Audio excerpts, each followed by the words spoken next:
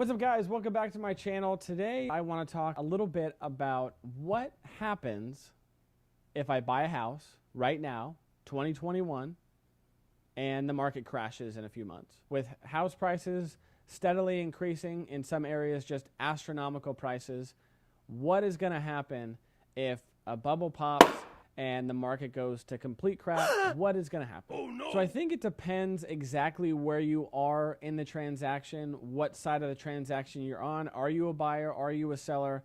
And what that looks like. If you are a buyer trying to buy a house and the market is still on the rise, well, let's say you buy a house tomorrow, you close on your house, and then the real estate market goes into free fall and it just completely tumbles. If you still have a job and you can make your monthly payment that you already agreed on, you don't have really anything to worry about. If you want to sell within a year, yes, you might. Cross that bridge when you come to it in a year. Let me start with this. You technically do not lose value on your home until you sell it. If you buy a house here and you buy it for $200,000, well, if you buy $200,000 here and the market just tumbles, okay, now it's worth $100,000 in 2 years.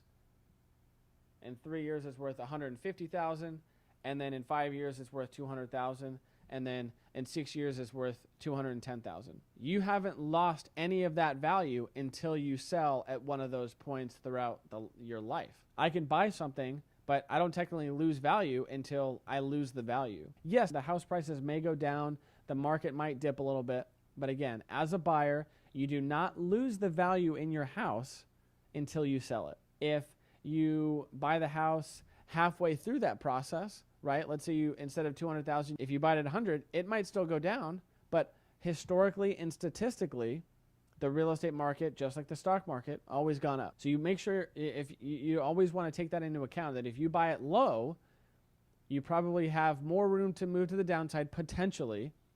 But again, even at buying that at 100,000 cheaper than you would have normally on the normal market, you don't ever lose more value or gain value until you sell. Now, on the listing side, it's kind of the same thing, but the opposite. If you sell your house at the top of the market, wow, I just came out super close, unscathed. I just made a ton of money and the market went into free fall. Now, some of my clients have been asking, what if I need to go in forbearance? What if I'm in mortgage forbearance right now? Mortgage forbearance is when something like the coronavirus, when that happens, you do not need to make your payments. Well, in the last year, Fannie Mae and Freddie Mac, VA, USDA have not had any foreclosures due to federal regulations because of COVID. If there is a specific amount of foreclosures happening just because of normal circumstances, well, what happens when the federal government says that all the people on mortgage forbearance, millions and millions of people, start to need to make their payments again? Well, let's say half of them can't do it. The market is just going to be completely flooded with short sales and foreclosures. Is that just going to add more inventory and give buyers more opportunity?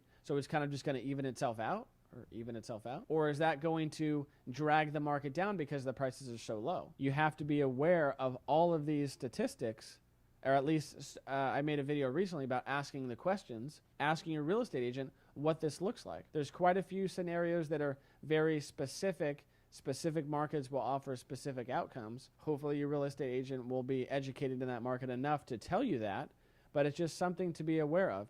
If you're looking to buy your house and not move for 20 years, or you're buying your forever home, then you don't necessarily really need to do that. If you're buying it as a forever home / investment for your children, and you're buying at what your agent might describe as the top of the market, maybe get a second opinion, talk to the lender, and figure out if that's the best move. Because if you're going to buy this house and be house poor, and then the investment turns to nothing, and you leave your children or grandchildren or significant other, whoever, with a burden rather than an investment, that might be something else to think about. Like I always said, you just want to make sure that you ask these questions, you are educated as best as you can, and figure out exactly where the market's moving at that exact moment, and figure out what your risk tolerance is and what you can afford and what your situation best looks like. Thank you so much for watching my video. Like always, if you find any of this content valuable, please like and share.